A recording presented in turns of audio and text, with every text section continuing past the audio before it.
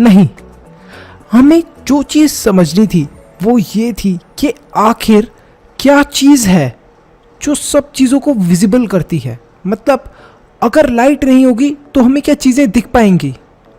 नहीं दिख पाएंगी ऑब्वियसली। ऐसा ही चीकू के साथ हुआ। वो बाथरूम के अंदर था और लाइट चली गई नहाते समय, तो क्या उसके आसपास की चीज़ों को वो देख नहीं पा रहा था, अंधेरा हो गया था, तो इसी वजह से वो डर भी रहा था। तो अब आपको समझ में आया कि जो भी हमारे आसपास की चीज़ें हैं वो विजिबल किस वजह से हो पाती हैं?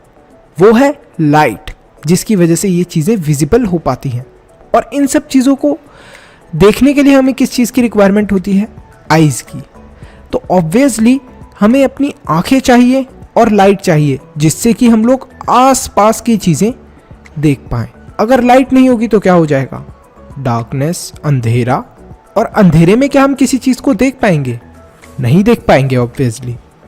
तो यहाँ से हमें समझ में आता है इम्पोर्टेंस ऑफ लाइट, कि लाइट इतनी इम्पोर्टेंट क्यों है। तो आखिर लाइट होती क्या चीज़ है? सबसे बड़ा क्वेश्चन ये अराइज होता है। तो लाइट एक फॉर्म ऑफ एनर्जी है जो कि किस चीज़ के लिए रिस्पॉन्सिबल है? ऑब्वियसली लाइट रिस्पॉन्सिबल है जिससे कि हम आसपास की चीज़ों को देख पाएं, जिससे कि हम लोग अपनी ह्यूमन आइज से we can see the world around us. It is all possible because of light. तो लाइट को हम लोग बोल सकते हैं एक ऐसी रेडिएशन जो कि इमिट भी हो सकती है, रिफ्लेक्ट भी हो सकती है और एब्जॉर्ब भी हो सकती है। सर इमिट, रिफ्लेक्ट, एब्जॉर्ब, ये तो बहुत भारी भारी वर्ड है। कुछ अच्छा सा एग्जांपल देके समझाओ तो समझते हैं। इमिट का मतलब क्या होता है? लाइट किसी से रिलीज होना, जैसे कि बल्ब हो गए आपके, एलईडी बल्ब्स हो गए, CFL हो गई। इन सब से लाइट क्या होती है? रिलीज होती है, निकलती है। इवन आपकी जो फ़ोन की स्क्रीन हो गई, उससे भी तो लाइट रिलीज ही होती है, निकलती है लाइट। देखा है आपने फ़ोन की स्क्रीन जब जलती है तो लाइट ही तो वो इमिट हो रही है। नेक्स्ट है रिफ्लेक्ट। मतलब लाइट क्या हो सकती है? रिफ्लेक्ट भी हो सकती है, एक जगह से दूसरी जगह रिफ्लेक्ट भी हो सकती है। दूसरा, लाइट एब्जॉर्ब भी करी जा सकती है कुछ ऑब्जेक्ट्स के द्वारा। मतलब कुछ ऑब्जेक्ट लाइट को एब्जॉर्ब भी करते हैं। तो कुछ चीज़ें हैं जिनके बारे में हमें पढ़कर समझ में आया। अब एब्जॉर्ब कौन से ऑब्जेक्ट करते हैं? सर आपने इमिट का दे दिया, इमिट जैसे बल्ब हो गए। रिफ्लेक्ट सर आपने मिरर का दे दिया कि मिरर के ऊपर लाइट मारोगे तो वो रिफ्लेक्ट हो जाएगी। अब एब्जॉर्ब कौन से ऑब्जेक्ट कर लेते हैं सर लाइट को? अरे हमारे प्लांट्स है ना, फोटोसिंथेसिस के लिए उन्हें क्या चाहिए? सनलाइट। तो सनलाइट को वो क्या करते हैं? एब्जॉर्ब करते हैं। अरे यार इतना ईजी एग्जाम्पल, तुम लोग इतने इंटेलिजेंट, मेरे से बहुत इंटेलिजेंट, और तुम्हें यार ये भी नहीं याद रहा। चलो कोई नहीं, आगे चलते हैं। तो जो मिरर होता है, आखिर मिरर क्या चीज़ होती है? Mirror mirror mirror mirror mirror sir शीशा, खत्म। देखो इतना सिंपल आंसर नहीं है। अगर साइंस की लैंग्वेज में हम लोग मिरर को देखें तो मिरर एक ग्लास है जिसके पास शाइनी सरफेस है, मतलब चमकने वाला सरफेस है। और मिरर कोई भी चीज़ होती है जो कि रिफ्लेक्ट करती है। साइंस के अकॉर्डिंग कोई भी चीज़ रिफ्लेक्ट बैक कर रही है वो मिरर है।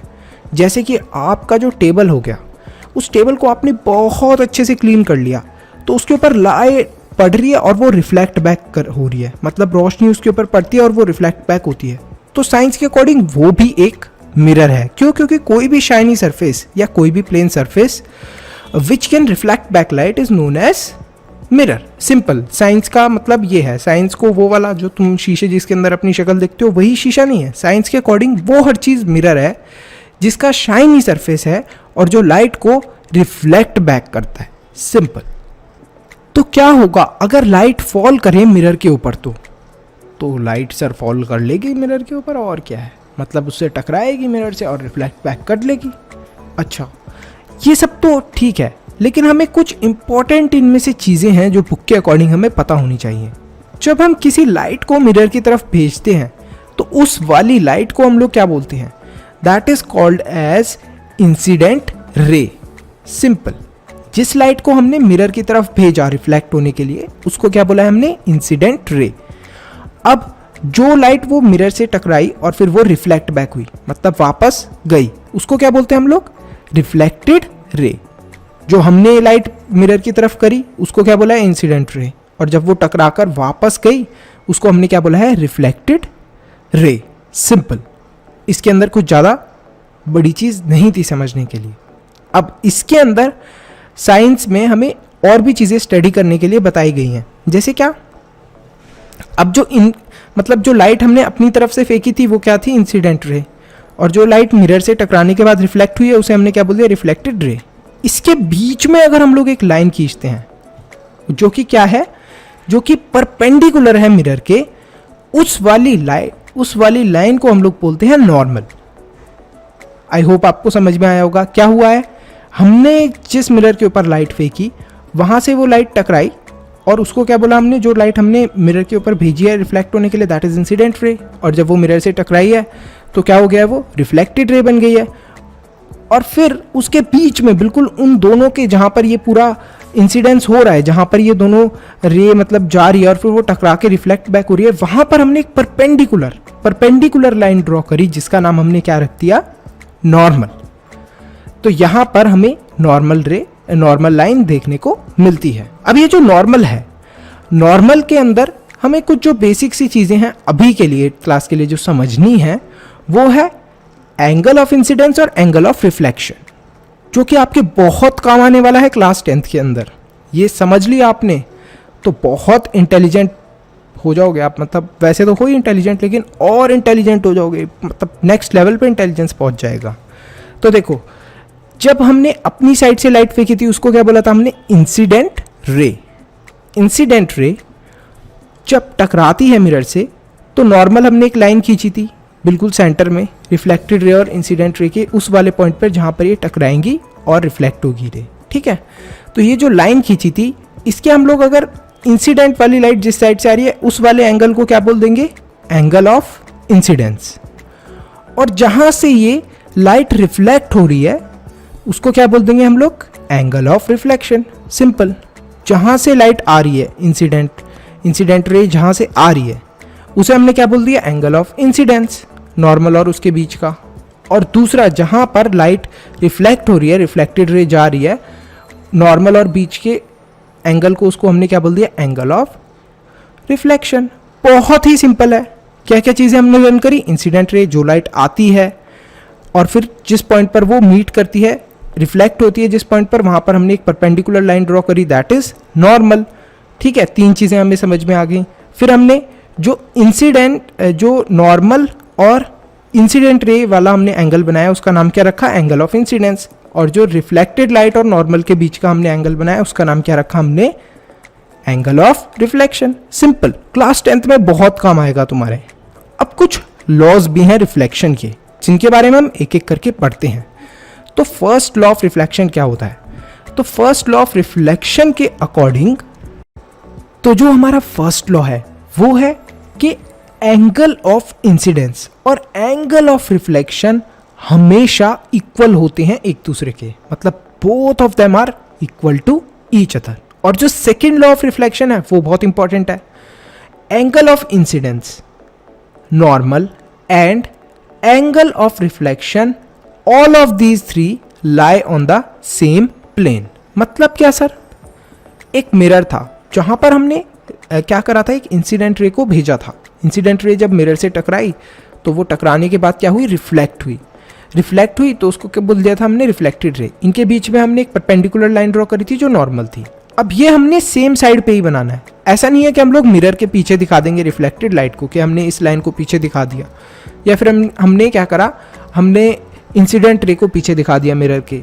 तो ऐसा हम लोग बिल्कुल भी नहीं कर सकते, या नॉर्मल को हमने मिरर के पीछे दिखा दिया, ऐसा नहीं, ऐसा रूल के अकॉर्डिंग अलाउड नहीं है। हमें सेम ही प्लेन पर इन तीनों चीज़ों को दिखाना है। तो अगर कोई आपको ड्रॉ करने को बोलता है तो आपको इंसिडेंट रे, फिर नॉर्मल, उसके बाद एंगल ऑफ रिफ्लेक्शन, मतलब रिफ्लेक्टेड रे और एंगल ऑफ रिफ्लेक्शन एक ही प्लेन पे बनाना है।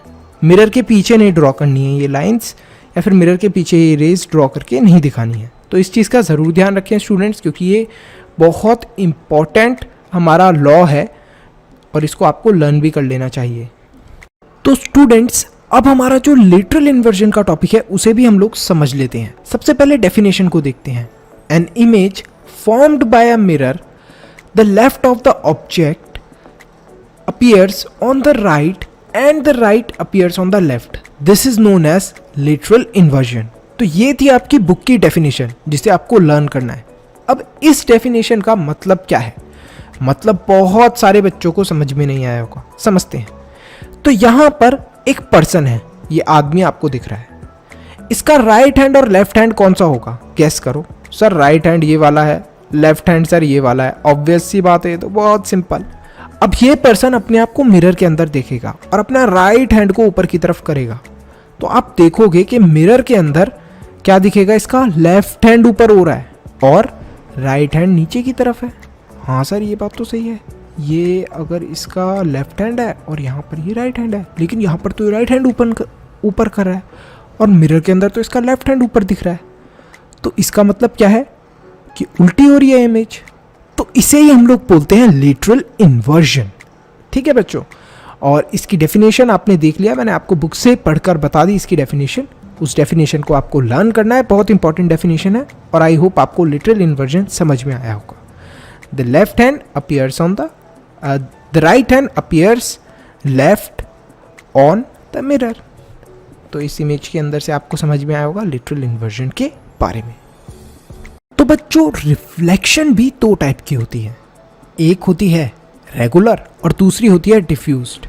सर रेगुलर और डिफ्यूज्ड अभी हमने पढ़ा था कि मिरर के ऊपर कैसे एक इमेज फॉर्म होती है। सर एक स्मूथ सरफेस चाहिए होता है जो कि रिफ्लेक्ट बैक करे, ठीक है। अब जो रेगुलर रिफ्लेक्शन होती है वो कैसे मिरर के ऊपर होती है, देखो ये है हमारी रेगुलर रिफ्लेक्शन। आपने देखा कि कैसे हमारी इंसिडेंट रे आई, मिरर से टकराई, फिर ये रिफ्लेक्ट बैक करी, तो परफेक्ट इमेज फॉर्म होगी इस पे। अब दूसरी वाली जो हमारी है वो क्या है, हमारा दूसरी है डिफ्यूज्ड। तो डिफ्यूज्ड को हम लोग क्या बोलते हैं, इर्रेगुलर रिफ्लेक्शन। तो इर्रेगुलर के अंदर क्या हो रहा है, यहाँ पर मिरर हमारा ऊबड़ खाबड़ है। सर ऊबड़ खाबड़ मिरर, ऊबड़ खाबड़ मिरर तो हमने कभी सुना ही नहीं, ऐसा ऊंचा नीचा मिरर तो हमने कभी देखा ही नहीं। मिरर का सरफेस तो प्लेन होता है। अभी हमने क्या पढ़ा था, साइंस की लैंग्वेज में मिरर किस चीज़ को बोलते हैं, कोई भी चीज़ जिसका शाइनी सरफेस है और वो रिफ्लेक्ट बैक करती है, उसे हम लोग मिरर बोलते हैं। तो मिरर कोई ऊबड़ खाबड़ चीज़ भी हो सकती है, अभी उसका एग्जाम्पल देखेंगे हम लोग। तो यहाँ पर बच्चों देखो, डायरेक्टली हमारी इंसिडेंट रे आई, टकराई मिरर से और रिफ्लेक्ट बैक हुई। यहाँ पर जब हमारी इंसिडेंट रे आती है तो ये ऊबड़ खाबड़ होने की वजह से कोई यहाँ पर जा रही है हमारी रिफ्लेक्टेड रे, कोई यहाँ पर जा रही है, कोई यहाँ पर जा रही है, यहाँ पर जा रही है, तो इमेज बड़ी अजीब सी फॉर्म होती है। तो यही होती है हमारी क्या, हमारी रेगुलर रिफ्लेक्शन और डिफ्यूज्ड रिफ्लेक्शन। क्या होता है यहाँ पर, parallel raise of light regular reflection के अंदर फॉल करती हैं एक स्मूथ सरफेस के ऊपर और वो रिफ्लेक्ट बैक हो जाती हैं एज पैरेलल रेज ओनली। यहाँ पर आप देख रहे थे कि क्या हुआ था, देखो गौर से देखो, ये स्ट्रेट आई हैं और ये स्ट्रेट गई हैं रेज। सिंपल है, स्ट्रेट आई और स्ट्रेट गई, यहाँ पर कुछ मुड़ी तुड़ी नहीं रेज। लेकिन जो हमारा डिफ्यूज्ड रिफ्लेक्शन था उसके अंदर क्या होता है, पैरेलल रेज आती हैं लेकिन इर्रेगुलर सरफेस पे आने की वजह से, because of falling on the irregular surface, they are reflected into all direction. All direction मतलब कि आप देख रहे हो, कोई यहाँ पर जा रही है रिफ्लेक्ट बैक होके रे, कोई ये ब्लू वाली यहाँ पर जा रही है रिफ्लेक्ट बैक होके, कोई यहाँ पर जा रही है, कोई ऐसे जा रही है, तो ये अलग अलग डायरेक्शन में फैल रही है। तो ये हुआ है हमारी इर्रेगुलर रिफ्लेक्शन, या फिर हम लोग इसे क्या बोलते हैं exactly, diffused reaction, diffused reflection और रेगुलर रिफ्लेक्शन। आपने देख ली रेगुलर रिफ्लेक्शन कैसी होती है। अब डिफ्यूज्ड रिफ्लेक्शन का आपको एक एग्जांपल भी दिखा देता हूँ। तो यहाँ पर आप एक इमेज देख सकते हो। सर ठीक है, क्लियर कौन सी वाली आपको दिख रही है, ये ऊपर वाला पोर्शन क्लियर दिख रहा है या नीचे वाला? सब बच्चों का आंसर होगा, सबका ही लगभग, सर ऊपर वाला ज़्यादा क्लियर है। रिफ्लेक्ट कहाँ पर हो रही है ये इमेज? सर पानी के अंदर। तो यहाँ पर मिरर क्या बन गया है? सर वाटर बन गया है मिरर। लेकिन वाटर के अंदर ये क्लियर इमेज क्यों नहीं दिख रही है, थोड़ी हमें अजीब सी क्यों दिख रही है रियलिटी से? इस वजह से क्योंकि पानी के अंदर आपने लहरें देखी हैं, लहरें होती हैं पानी के अंदर, उसकी वजह से जो वाटर का सरफेस है वो किस तरीके से दिख रहा है, कुछ वो हो गया, कुछ इर्रेगुलर रिफ्लेक्शन दिखा रहा है वो। आप देख रहे हो कुछ पानी की जो लहरें हैं उनको ऐसे इमेजिन कर लो। तो इसी वजह से कोई जो रे है रिफ्लेक्ट बैक होकर ऐसे जा रही है, कोई ऐसे जा रही है, कोई ऐसे जा रही है, कोई ऐसे जा रही है, और इसी वजह से हमें थोड़ी अजीब सी इमेज फॉर्म होते हुए दिख रही है। तो और कुछ भी रीज़न नहीं है, ये जो आप इमेज देख रहे हो इसके अंदर कि जो नीचे वाली है वो थोड़ी कम क्लियर है, लेकिन जो ऊपर है रियल इमेज से थोड़ी कम क्लियर है। लेकिन अगर हम लोग यही किसी मिरर के ऊपर देखते हैं तो वो एग्जैक्टली हूबहू जैसा ऊपर दिख रहा है वैसा ही नीचे दिखाएगा। तो आई होप स्टूडेंट्स आपको समझ में आया होगा ये टॉपिक। तो रेगुलर रिफ्लेक्शन के अंदर क्या हो रहा था? रेगुलर रिफ्लेक्शन के अंदर हमारी इमेज स्ट्रेट फॉर्म हो रही थी। हमारी जो लाइंस थी जो हमने देखी थी एग्जाम्पल के अंदर, रेगुलर रिफ्लेक्शन के अंदर वो स्ट्रेट आ रही थी हमारी इंसिडेंट रे, और हमारी रिफ्लेक्टेड रे भी स्ट्रेट जा रही थी। और जो हमारी डिफ्यूज्ड रिफ्लेक्शन थी उसके अंदर हमें क्या देखने को मिल रहा था कि हमारी इंसिडेंट रे आ तो सीधी रही हैं, लेकिन जैसे ही वो रिफ्लेक्ट हो रही हैं नीचे का सरफेस ऊपर खाबड़ होने की वजह से इधर उधर रिफ्लेक्ट बैक हो रही है एट ऑल प्लेसेस, हर जगह रिफ्लेक्ट बैक हो रही हैं ये।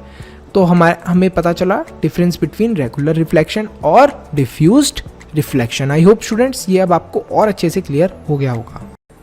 तो इस दुनिया के अंदर दो तरीके के लोग होते हैं, कुछ होते हैं स्मार्ट और कुछ होते हैं बेवकूफ़। अगर आप उन स्मार्ट लोगों में से हो तो फटाफट मन्नू का ज्ञान चैनल को सब्सक्राइब कर दो, वीडियो को लाइक भी कर दो और अपने दोस्तों के साथ शेयर भी कर दो। मजाक था, वैसे सब्सक्राइब तो कर ही दो यार। तो यहाँ पर जो आपको स्मार्ट और जो बेवकूफ़ लोगों वाली बात बताई वो ऐसे ही नहीं बताई है मैंने। कुछ होते हैं इल्यूमिनेटेड ऑब्जेक्ट और कुछ होते हैं ल्यूमिनस ऑब्जेक्ट। बुक के अंदर भी लिखा होगा।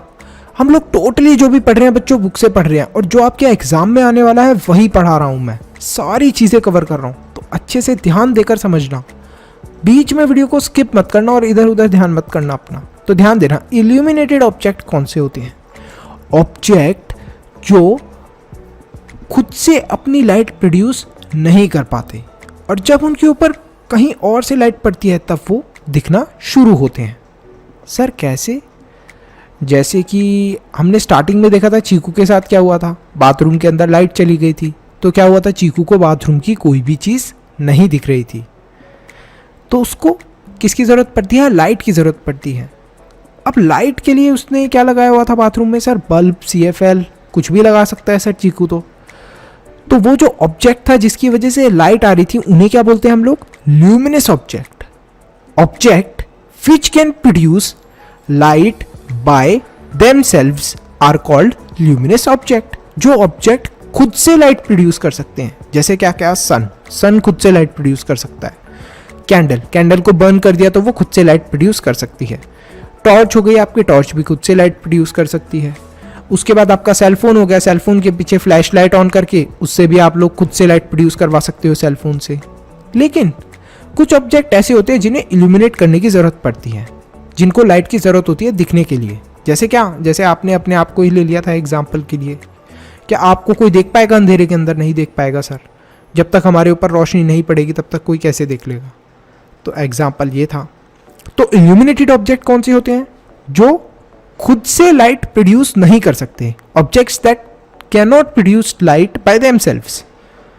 और ल्यूमिनस ऑब्जेक्ट कौन से होते हैं? Object that can produce light by themselves are called luminous object. इन दोनों डेफिनेशंस को लिख लो और लर्न कर लो, एग्जाम में ये क्वेश्चन आते ही आते हैं इस टाइप के। अब रिफ्लेक्शन की एक और अमेजिंग चीज है, अमेजिंग क्वालिटी है कि रिफ्लेक्टेड लाइट जो होती है वो दोबारा से रिफ्लेक्ट बैक हो सकती है। इन सबको बहुत डिटेल के अंदर हम देखते हैं एग्जाम्पल वाइज, जैसा बुक में दे रखा है। फर्स्ट है पेरिस्कोप।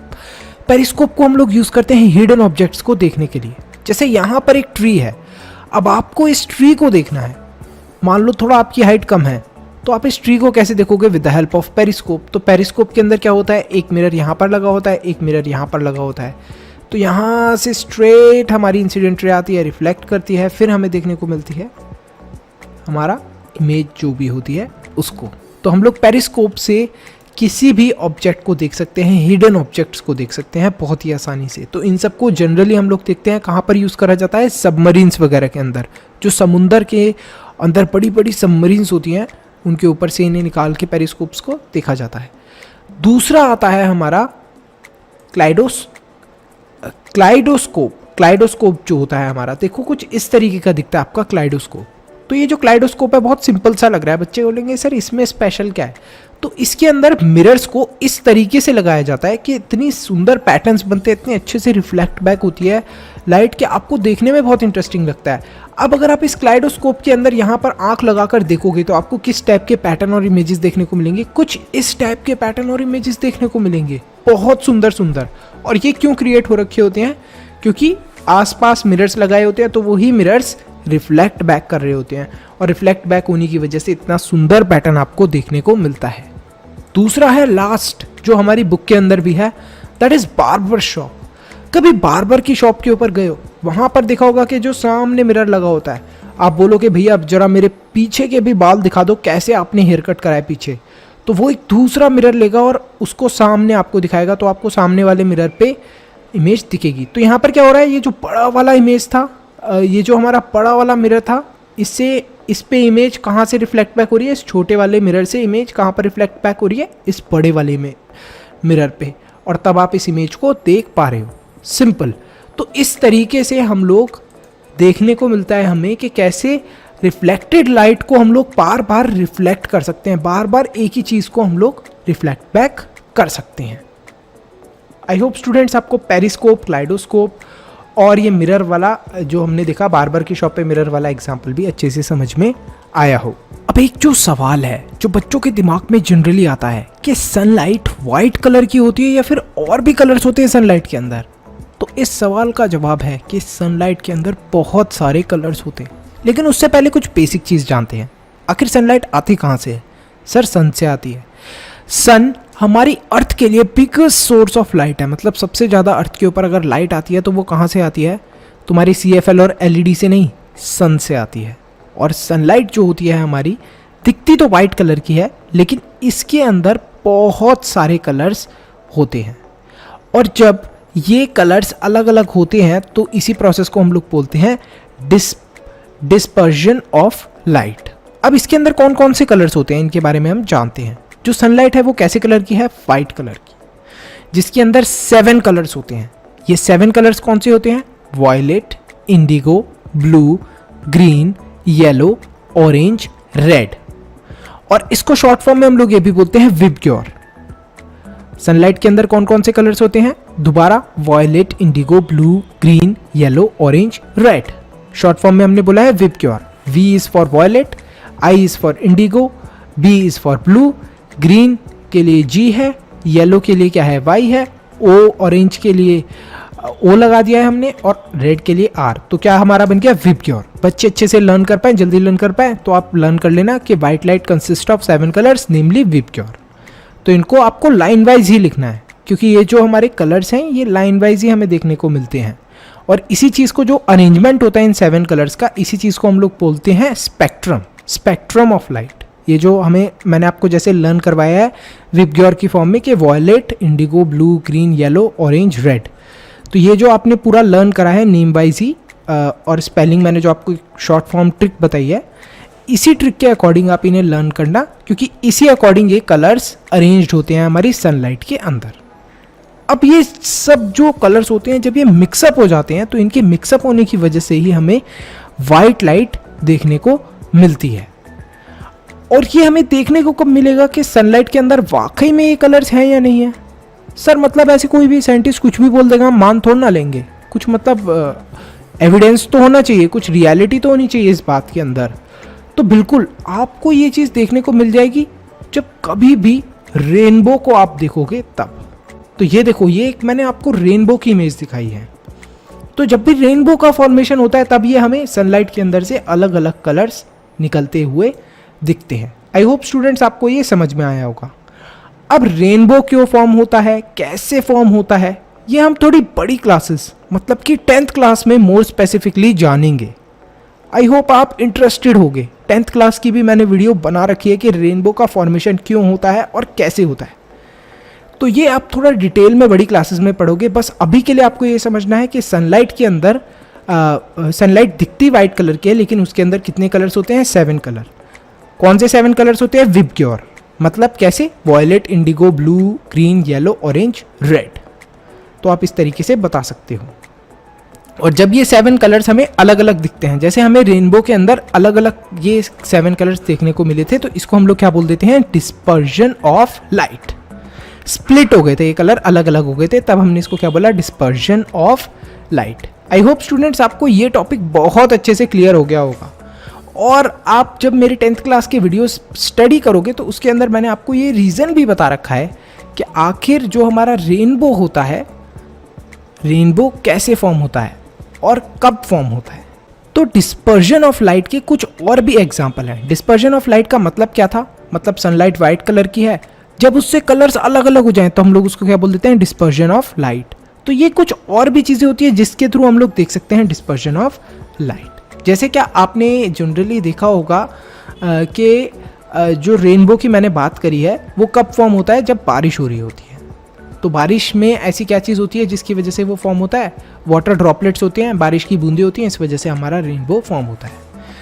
दूसरा होता है हमारा प्रिज्म। प्रिज्म से भी जब लाइट पास करती है तब भी हमें ये कलर्स 7 कलर्स जो हैं विबग्योर वाले, ये अलग अलग देखने को मिलते हैं। वाइट लाइट जब आप पास करवाएंगे किसी भी प्रिज्म से जो आपकी स्कूल की साइंस लैब के अंदर होगा तो आपको देखने को मिलेंगे। आपने कभी ऐसा करा है कि बबल्स, जो हम लोग बबल्स फुलाते हैं जनरली, या फिर जब हम लोग हाथ धोते हैं तो आपने सोप के अंदर बबल्स देखे हो, तो उसके अंदर आपने देखा है बहुत सारे कलर्स हमें देखने को मिलते हैं, तो वो भी हमें डिस्पर्जन ऑफ लाइट की वजह से देखने को मिलते हैं। कभी हाथ धोगे या फिर कभी आप शैम्पू कर रहे होगे तो कभी बबल के अंदर आपको कलर बहुत सारे 7 कलर्स चमकते हुए दिखे होंगे। सीडी, जनरली बच्चों ने सीडी भी देखी होगी, तो सीडी के अंदर आप देखोगे तो हमें कुछ कलर्स देखने को मिलते हैं सीडी के अंदर भी। So that is also because of VIBGYOR. तो इसकी वजह से हमें कलर्स भी देखने को मिलते हैं। अब हमें ये तो सब समझ में आ गया, रिफ्लेक्शन समझ में आ गया, विबग्योर के बारे में समझ में आ गया कि सनलाइट के अंदर वाइट कलर है, और भी बहुत सारी चीज़ें हमने इस चैप्टर से पढ़ ली। लेकिन ये सब चीज़ें हम लोग देख कब पाते हैं और इन सब चीज़ों को हम नोटिस कब कर पाते हैं? सर कुछ समझ में नहीं आया। मतलब अगर हमारी आइज़ होंगी तभी तो हम इन सब चीज़ों को नोटिस कर पाएंगे। तो आइज़ भी एक इम्पॉर्टेंट टॉपिक है, तो आइज़ के बारे में भी अब हम पढ़ना स्टार्ट करते हैं। तो इस दुनिया के अंदर जो भी चीज़ें हैं हम लोग अपनी आंखों की वजह से ही देख पाते हैं। अब कैसे हमारी आंखें चीज़ों को देख पाती हैं? मान लो अगर हमारे सामने एक बॉटल रखी है तो हम उस बॉटल को कब हमारी आंखों से देखते हैं उस बॉटल को, और उस बॉटल की इमेज हमारे दिमाग के अंदर जाती है और हमारा दिमाग प्रोसेस करके बता पाता है कि ये एक बॉटल है। ये सारी चीज़ें बहुत जल्दी हो रही होती हैं तो आप नोटिस भी नहीं कर पाते हो। तो यहाँ पर हमें देखने को मिलता है कि हमारी आइज़ क्या कर रही है, लाइट रेज को एब्जॉर्ब कर रही है एक तरीके से, और फिर ये एब्जॉर्ब करने के बाद इस इन्फॉर्मेशन को कहाँ पर लेकर जा रही है, विजुअल इमेज फॉर्म कर रही है, और विजुअल इमेज की इन्फॉर्मेशन कहाँ पर जा रही है, हमारे ब्रेन के अंदर जा रही है। तो जो आइज़ होती हैं हमारी, उनका स्ट्रक्चर कैसा होता है, स्पेरिकल स्ट्रक्चर होता है। इसी वजह से बॉल जैसा स्ट्रक्चर होता है, इसी वजह से हम लोग क्या बोलते हैं, आई बॉल, मतलब कि देखने की बॉल, आई बॉल। तो ये जो आई बॉल होती है, कंपनी की बात नहीं कर रहा हूँ, EYE बॉल्स, आई बॉल्स। एस क्यों लगाया है मैंने, क्योंकि 2 आंखें होती हैं, किसी की एक आंख नहीं होती, सबकी 2 आंखें होती हैं। जो आई बॉल्स होती है ये कहाँ पर अटैच होती है, हमारे आई सॉकेट्स के अंदर। और ये जो हमारे आई सॉकेट्स होते हैं इनके आसपास बहुत सारे वेरियस मसल्स होते हैं। मसल्स, सर मसल्स तो लोग जिम में बनाते हैं वेट उठा उठा के।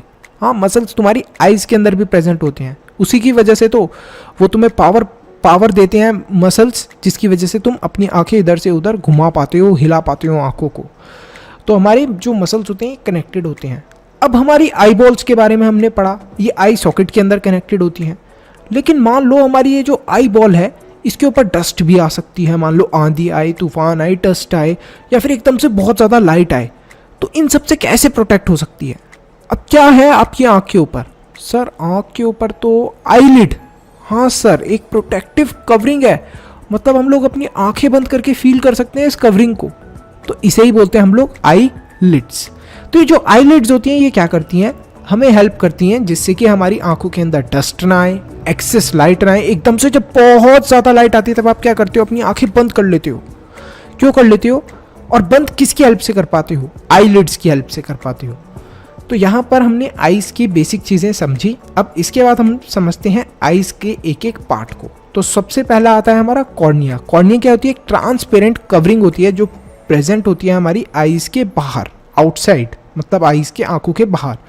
लगभग ये 6 लेयरों की बनी हुई होती हैं।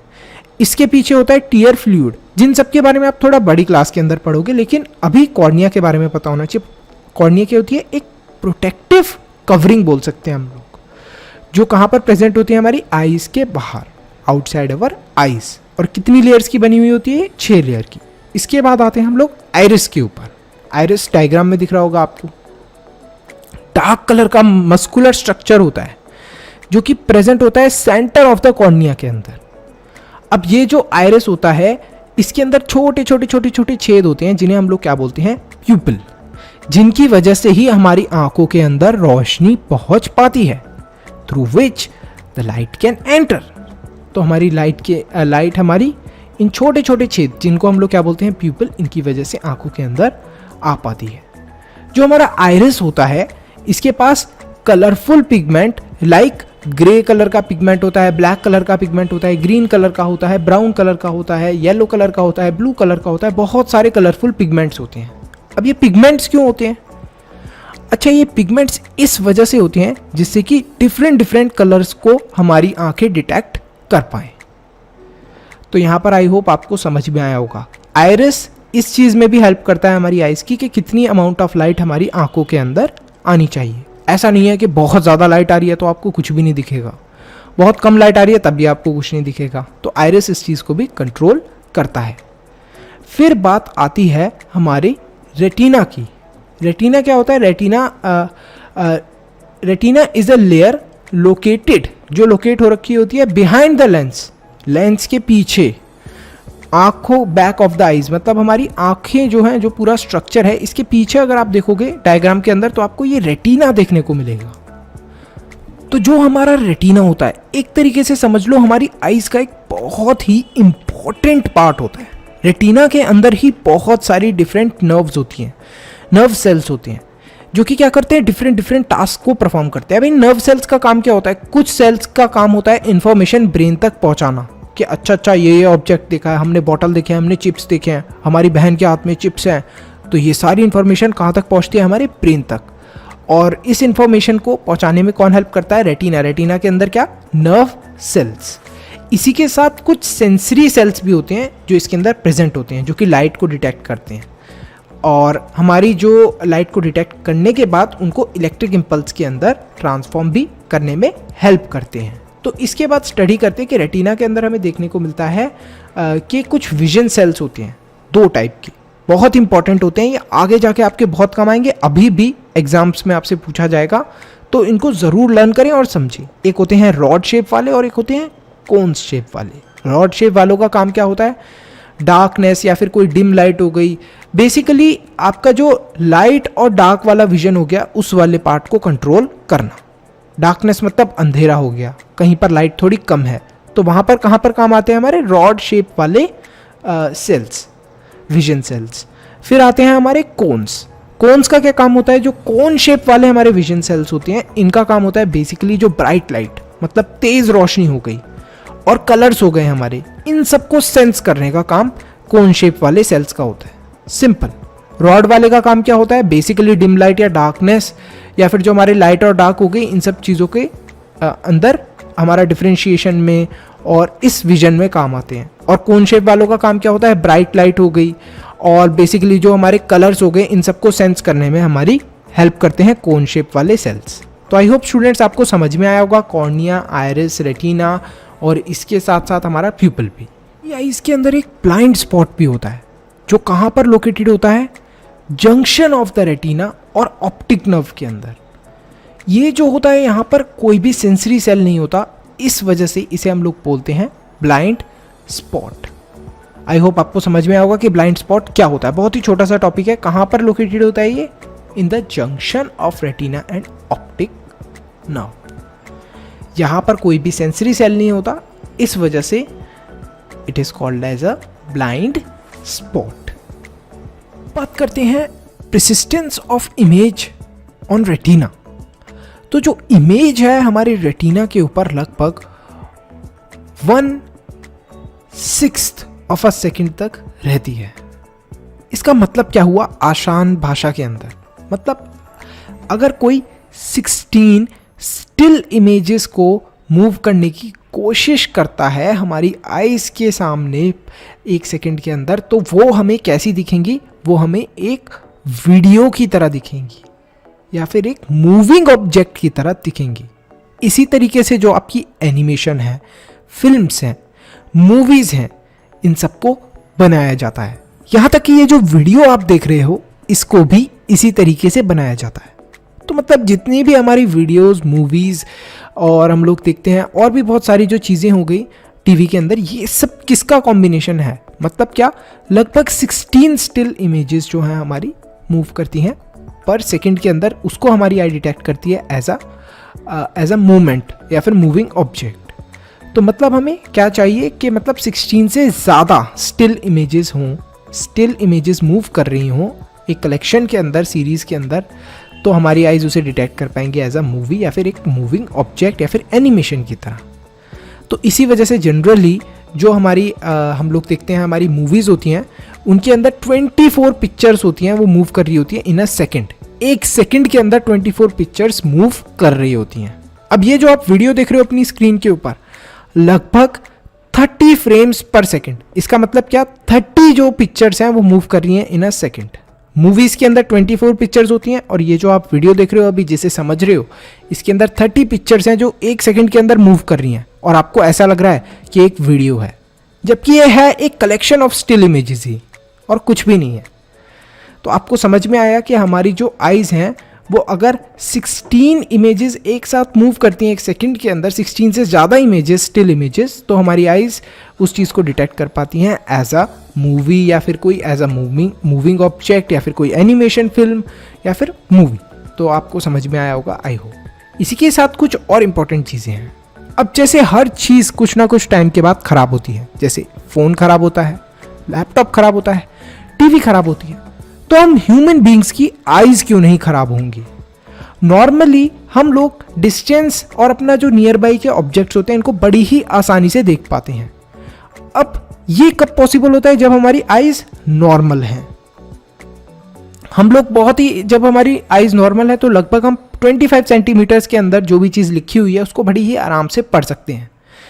लेकिन ये जो डिस्टेंस है 25 सेंटीमीटर वाला, ये डिक्रीज होता रहता है विद एज। तभी आपने देखा होगा, अगर आपके बुढ़े दादा दादी होंगे या फिर किसी की आंखें खराब होंगी, तो वो चीज़ों को अपनी आंखों के पास लाकर पढ़ने की कोशिश करता है, क्योंकि ये जो 25 सेंटीमीटर का डिस्टेंस है ये अब कम हो गया है। तो इस वजह से उसको चीज़ें अपनी आंखों के और पास लाने की ज़रूरत पड़ रही है। कुछ लोग ऐसे होते हैं जिन्हें दूर दूर की चीज़ें बहुत क्लियरली दिखती हैं। सर, दूर दूर की चीज़ें क्लियरली दिखती हैं? हाँ, दूर दूर की चीज़ें क्लियरली दिखती हैं, पास की चीज़ उन्हें इतनी क्लियरली नहीं दिखती। तो मतलब क्या, उनको है हाइपर ओपिया, जिसको हम लोग फार साइटेडनेस भी बोलते हैं। दूर का साफ दिख रहा है लेकिन पास का साफ नहीं दिख रहा, क्लियरली नहीं दिख रहा। ऐसे ही एक और बीमारी भी होती है जिसके अंदर क्या होता है, दूर का नहीं देख पाता पर्सन और आसपास की चीज़ों को बड़ी क्लियरली देख पाता है।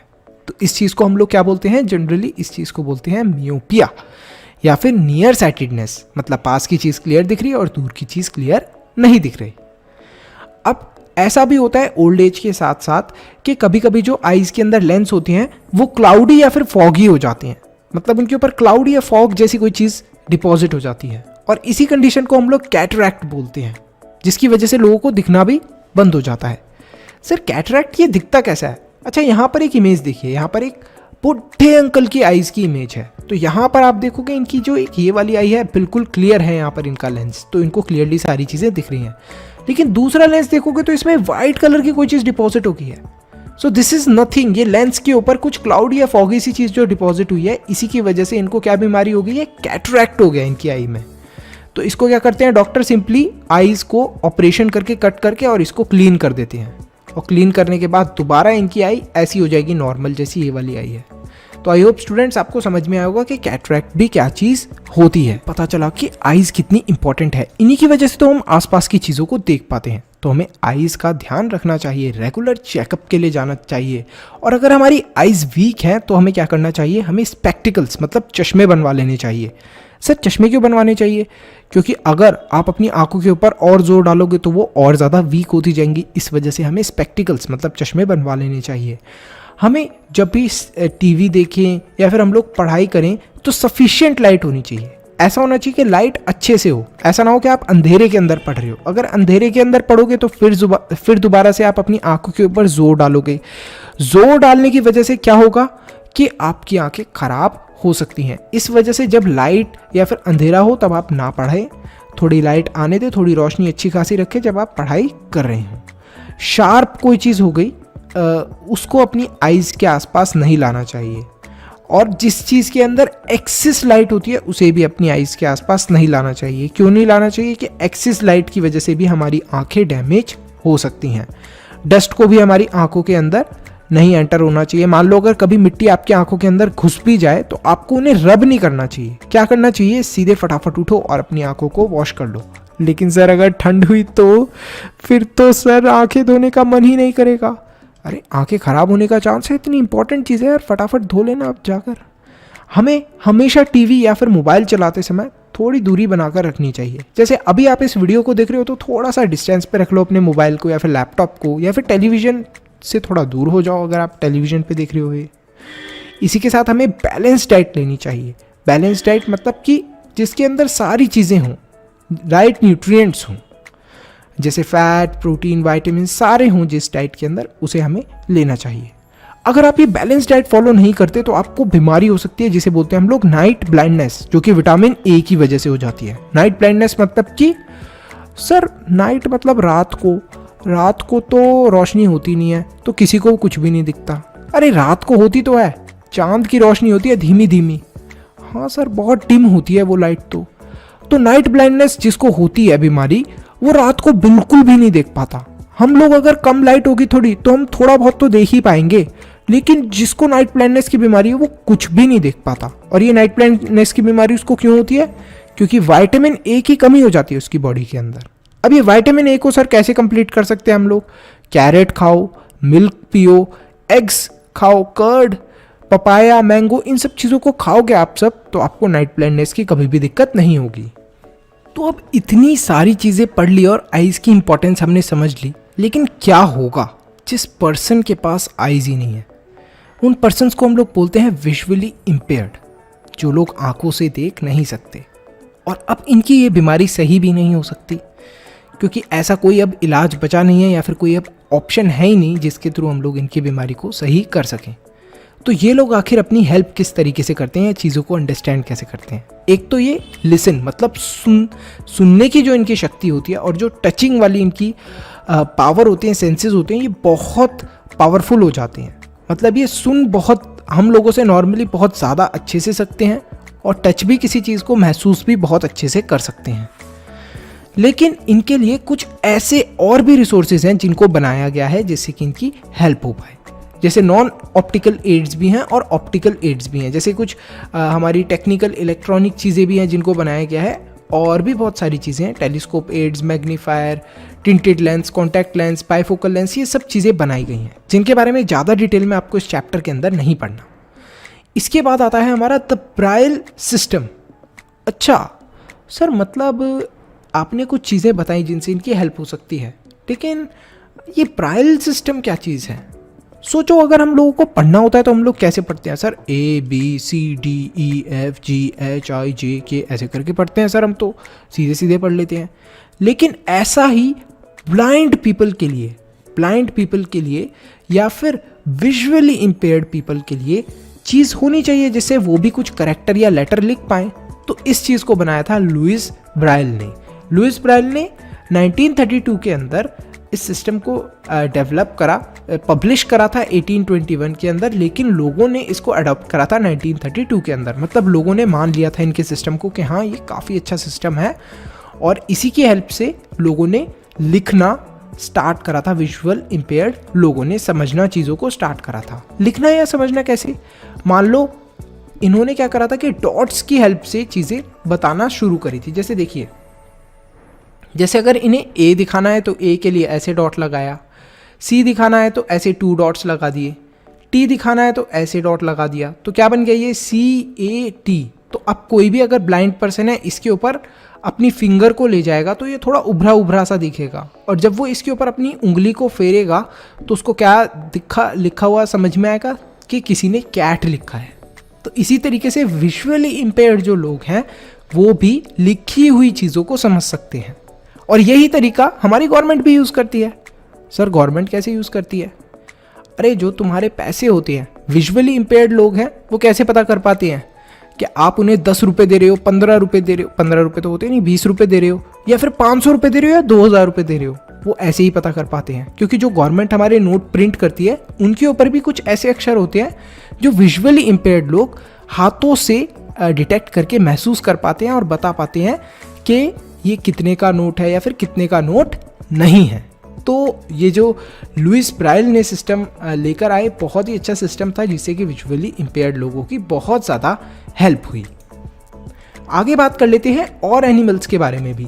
तो जो डिफरेंट एनिमल्स होते हैं जैसे क्रैब हो गई, बटरफ्लाई हो गई, नाइट आउल हो गई, काइट और ईगल्स हो गए, इन सब की भी आइज़ थोड़ी डिफरेंट होती हैं। इनकी आइज़ की शेप और स्ट्रक्चर डिफरेंट होता है as compared to human beings. I hope students आपको ये कंप्लीट चैप्टर बहुत अच्छे से समझ में आया हो। फटाफट इस वीडियो को लाइक कर दो क्योंकि ये चैप्टर बनाने में बहुत मेहनत लगी है, और इस चैनल को सब्सक्राइब भी कर दो